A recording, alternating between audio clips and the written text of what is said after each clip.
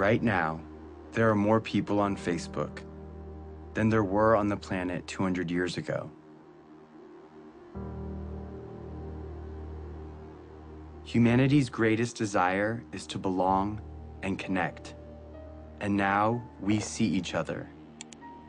We hear each other. Grandpa, I love you. I love you. Why want to take a picture? We share what we love, and it reminds us what we all have in common. Dug out alive and well after 7.5 days. If you believe in yourself, you will know how to ride a bike. Rock and roll! So now technically your device is on. Can you tell? Oh, that's exciting! And this connection is changing the way the world works. Governments are trying to keep up. No, we can't test the freedom. And older generations are concerned. Many people are very concerned about tomorrow. They could get worse next year. The game has new rules. The next 27 minutes are an experiment. But in order for it to work, you have to pay attention.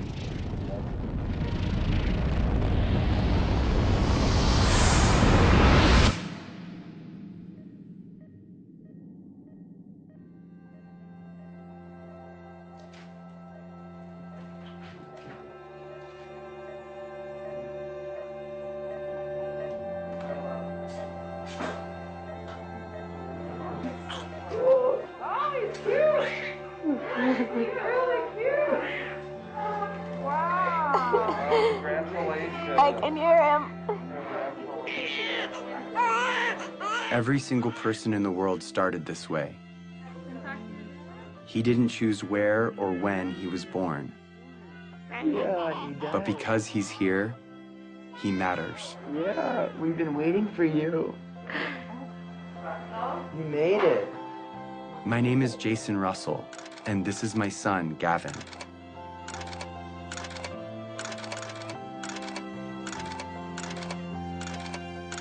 He loves jumping on the trampoline, being a ninja, and dancing.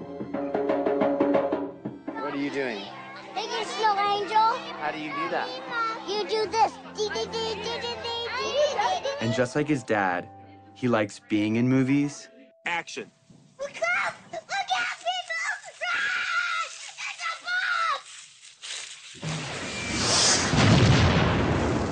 bomb! And making movies. Daddy, watch this. I think you got the video. But he was born into a pretty complicated world. And as a dad, I want him to grow up in a better world than I did. And because of the course of events in my life, I see a way to get there. It has become my job. Who are you to end a war? I'm here to tell you, who are you not to? Hey, Gavin, what's up? Years before Gavin was born, the course of my life was changed entirely by another boy. And who's this right here? Jacob. Who's Jacob? Jacob is our friend in Africa. It's been almost 10 years since Jacob and I became friends.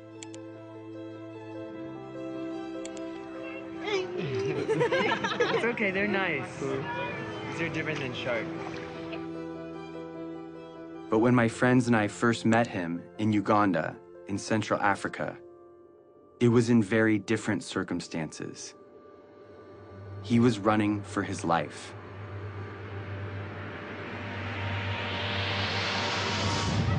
You go to school here? Yes, Yes, that's how you know English so well. I know. Yeah. How many nights have you stayed here? Hello. You are making our work very, very difficult. You stop that now. The night I first met Jacob, he told me what he and other children in northern Uganda were living through. We worried the rebel when they raise us again, then they will kill us. My brother tried to escape. Then they killed using panga. They cut his neck. Did you see it? I saw. We fear that if we sleep at our home, we can be abducted by the rebels because our home is far away from town. They will catch us, then they will take us there in the bush. So come here to save our life.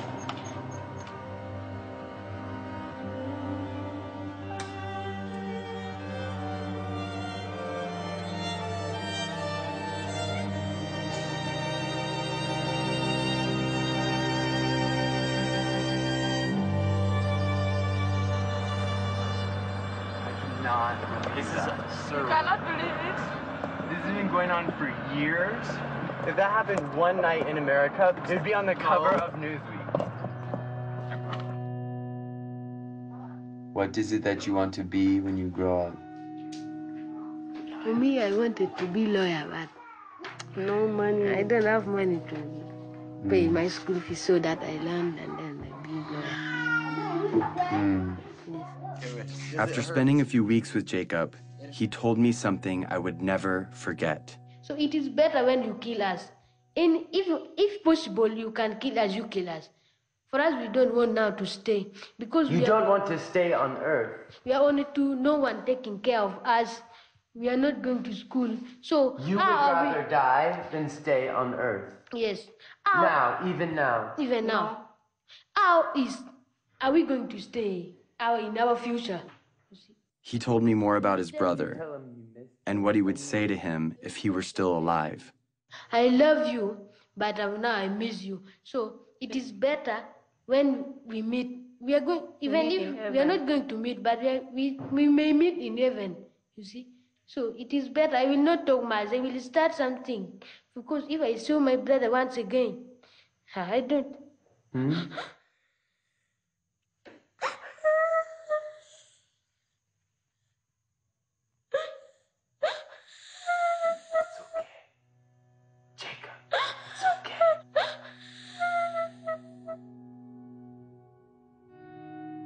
Everything in my heart told me to do something. And so I made him a promise. And we are also going to do everything that we can to stop them. Yes. Do you hear my words? Yes. You know what I mean? Yes. Yes. We're going to stop them.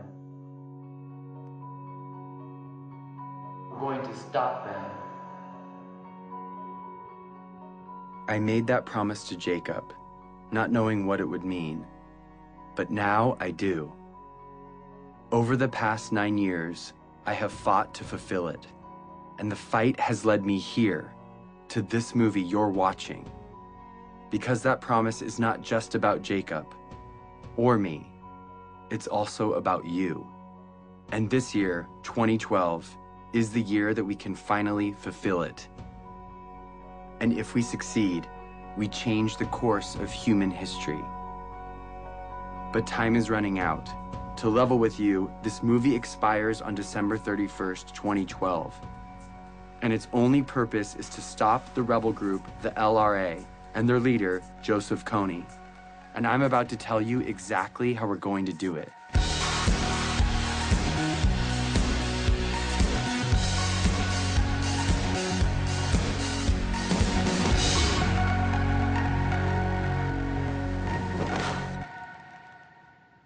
So the thing is, my son Gavin I've never really explained to him what I do. He knows I work in Africa, but he doesn't know what the war's about or who Joseph Kony is. So I'm gonna explain it to him for the first time today. That's what we're doing. So Gav, are you ready? Yeah. I'm gonna ask you some questions, and you can just look at me and answer the questions to me. I'm kind of nervous. What do I do for a job? I stop the bad guys from being mean. Who are the bad guys? Do you know where Star Wars people. Star Wars people? Yeah. Those are the bad guys? Yeah. Can I tell you the bad guy's name? Yeah. This is the guy Joseph Kony. He's the bad guy? Yeah. Who's this? Jacob. Joseph Kony, he has an army, okay? And what he does is he takes children from their parents and he gives them a gun to shoot, and he makes them shoot and kill other people. But they're not going to do what he says because they're nice guys, right? Yeah, they don't want to do what he says, but he forces them to do bad things. What do you think about that? Sad. I couldn't explain to Gavin the details of what Joseph Kony really does. Because the truth is, Kony abducts kids just like Gavin.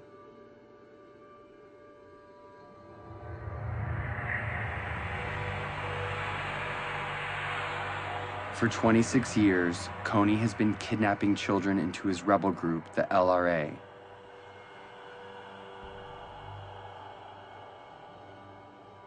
Turning the girls into sex slaves. And the boys into child soldiers. He makes them mutilate people's faces. And he forces them to kill their own parents. And this is not just a few children.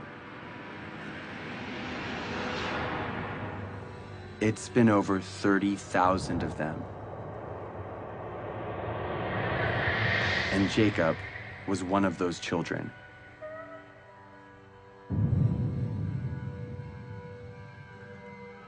As if Kony's crimes aren't bad enough, he is not fighting for any cause, but only to maintain his power. He is not supported by anyone, and he has repeatedly used peace talks to rearm and murder again and again. Kony, different times, proposed peace and then just regain strength and attack. This is the head prosecutor for the International Criminal Court. In 2002, when the court was started, their job was to find and demand the arrest of the world's worst criminals. Although there are a lot of warlords, murderers, and dictators in the world, the perversity of Kony's crimes made him first on the court's list. Kony is the first guy indicted by the ICC. But the crimes basically are these: crimes against humanity and war crimes committed against the civilian population, including murder, sexual slavery, rapes, abductions. We need to plan how to arrest Kony. Start to plan and start to be serious. In fact, the only way to stop Kony is showing him, guy, we're going to arrest you. What do you think we should do about it? We should stop him. The criminal here is Kony. Stop him, and then solve all the problems. We should stop who? Him. It's obvious that Kony should be stopped. The problem is 99% of the planet doesn't know who he is. If they knew, Kony would have been stopped long ago. Let the world, let the international community take justice to him there. Follow him wherever he is. First, to rescue our children. And secondly, to deliver the justice. We are determined to cooperate with any friend of Uganda to ensure that this mindless killing and slaughter is ended.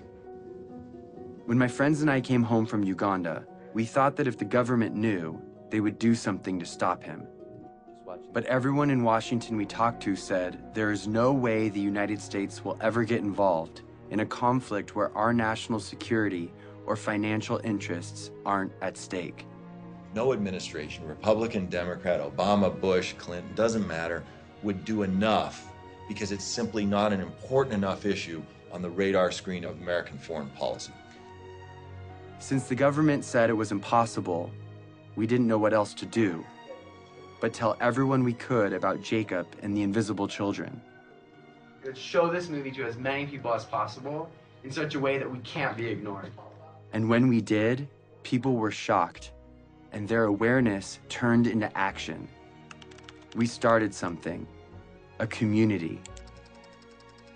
I have friends that have been living in this conflict their entire life. Fight for that, because that is what is going to change this world, and that is what defines us. We got creative, and we got loud. It's not over! It's not over! It's not over! And as the LRA began to move into other countries, Jacob and other Ugandans came to the US to speak on behalf of all people suffering because of Kony. Even though Uganda was relatively safe, they felt compelled to tell the world that Kony was still out there and had to be stopped. I'm here so proud advocating for the people who are back at home. And this change we're going to make is going to last forever. We built a community around the idea that where you live shouldn't determine whether you live. We were committed to stop Kony and rebuild what he had destroyed. And because we couldn't wait for institutions or governments to step in, we did it ourselves, with our time, talent, and money. So we rebuilt schools. The best you can offer a child is by letting them be independent, and that was providing education. We created jobs. I have seen the lives of those who have been hopeless. Now they have hope.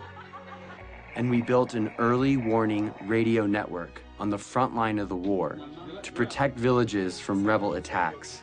To update real time what's happening on a war zone 8,000 miles away. All of this was funded by an army of young people who put their money toward their belief in the value of all human life. They gave a few dollars a month of what little they had to a program called Try, and proved that a bunch of littles could make a big difference. And as a result, the unseen became visible.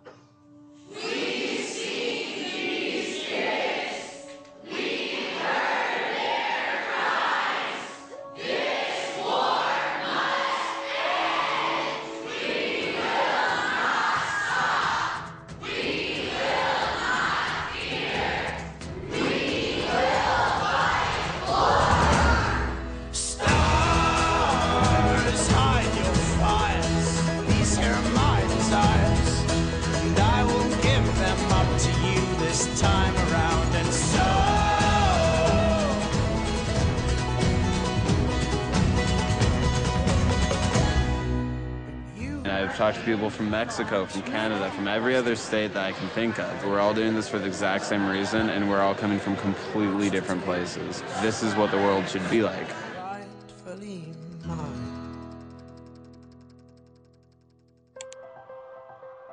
So with hundreds of thousands of people with us, we went back to Washington, D.C., and we met with congressmen and senators one by one, on both sides, Republicans, Democrats, and they all agreed with us. Joseph Kony's crimes had to be stopped. Of all the problems that are out there, none is more severe than one that mutilates and takes the lives of little kids. These young members of the Invisible Children organization know that no child should live in fear of being abducted or killed.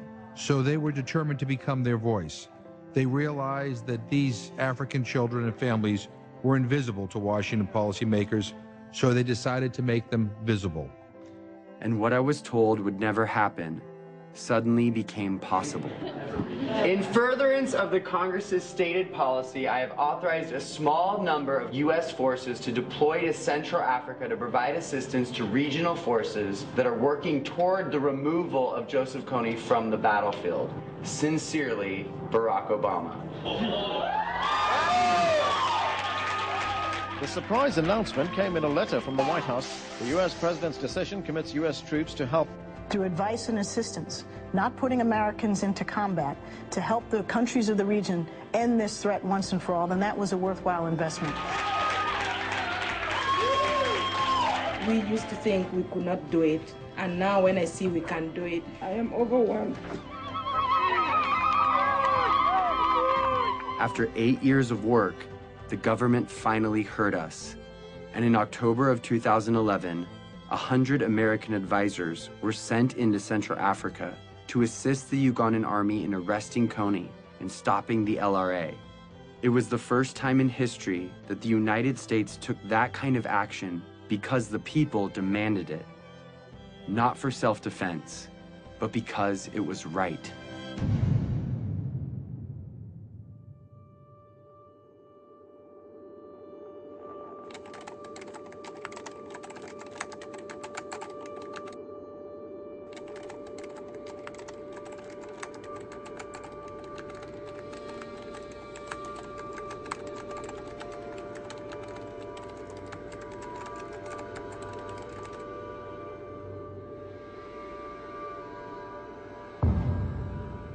We've come so far, but Kony is still out there.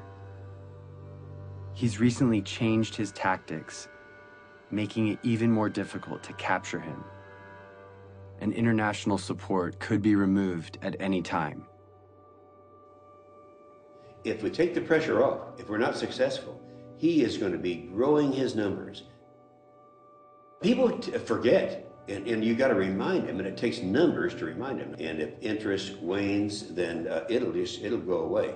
And I'd end up standing out there alone trying to do something to support completing the mission. It's got to be 2012.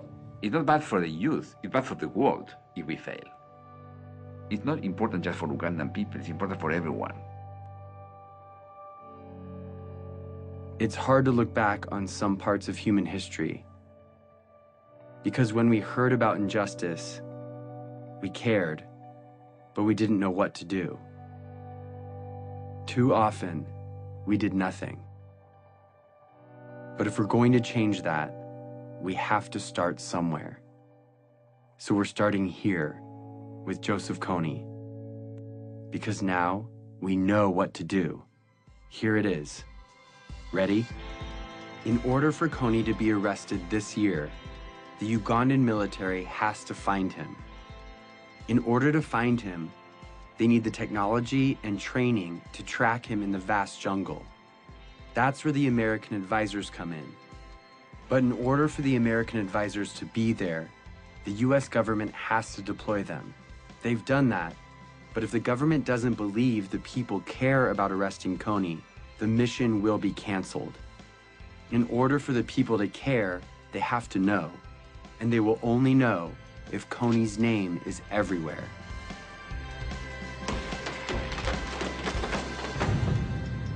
This is the dream. Kony arrested for all the world to see, and the abducted children returned home. Here's the biggest problem. Yeah. You want to know what it is? Yeah. Nobody knows who he is. But I know who he is because I see him on this picture right now. He's not famous. He's invisible. Joseph Kony's invisible. Here is how we're going to make him visible. We are going to make Joseph Kony a household name, not to celebrate him, but to bring his crimes to the light. And we are starting this year, 2012. We are targeting 20 culture makers and 12 policymakers to use their power for good. Let's start with the 20 culture makers. Celebrities, athletes, and billionaires have a loud voice, and what they talk about spreads instantly. I'd like indicted war criminals to enjoy the same level of celebrity as me. That seems fair. That's our objective, is to just shine a light on it. If our goal is to get Kony's name known, the known should join us. We are targeting 20 of the most diverse and influential culture makers to speak out about Kony and make him famous. Oprah, Mark Zuckerberg, Ryan Seacrest, Bono. Then we're going after policymakers, the ones that have the authority to see Kony captured. They decide if the advisors stay or leave. So we need to remind them that in this election year of fighting and name-calling, no matter what side you're on, this is something we can all agree on.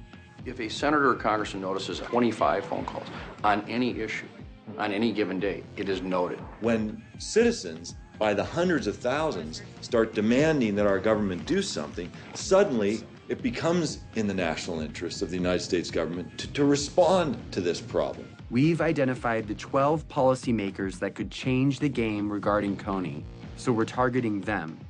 On our website, we've made it easy to write them directly, call them, meet with them, and get their attention. If my son were kidnapped and forced to kill, it would be all over the news. So we are making Kony world news by redefining the propaganda we see all day, every day, that dictates who and what we pay attention to. A lot of people feel powerless to communicate their ideas. They think that, okay, you know, I'm not a corporation, I don't own my own magazine or news station, I just don't have any say. But seeing what I've done, I think it's empowered a lot of people to realize that one individual can make an impact. And I actually want to demystify and say, here are these really simple tools. Go out and rock it. And that's just what we intend to do. Our goal is to change the conversation of our culture and get people to ask, who is Joseph Kony? We have printed hundreds of thousands of posters, stickers, yard signs, and flyers that are right now, today, being put up in major cities all over the world. We have thousands of Kony 2012 bracelets that we want everyone to wear, this year only. Each bracelet has a unique ID number. Input that number and you enter the mission to make Kony famous. You can geotag your posters and track your impact in real time. Everything you need is in a box called the Action Kit. It has 2 bracelets, one for you and one to give away. And if you want to help fund our life-saving programs, donate a few dollars a month through Try, and you can have the Action Kit for free. Start making Kony famous today, but all of these efforts will culminate on one day, April 20th, when we cover the night. This is the day when we will meet at sundown and blanket every street in every city till the sun comes up. We will be smart and we will be thorough. The rest of the world will go to bed Friday night and wake up to hundreds of thousands of posters demanding justice on every corner.